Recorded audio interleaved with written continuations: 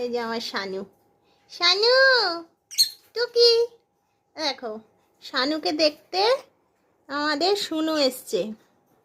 শুনু একটু আগে খুব গরম দেখাচ্ছে, শানুকে গিয়ে ঠোকর মারতে গেছে। আর আমি বলেছি কেন তুই শানুকে ঠোকর মারছিস, তখন ওর মাথা গরম হয়ে গেছে, ওর ডানা ঝাপটে ঝাপটে আমার সাথে ঝগড়া করছে।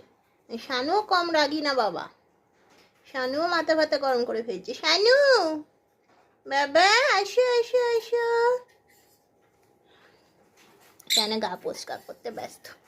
বাবা বাবা বাবা,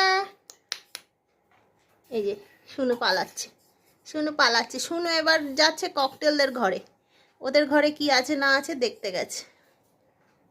কি আছে ওদের ঘরে?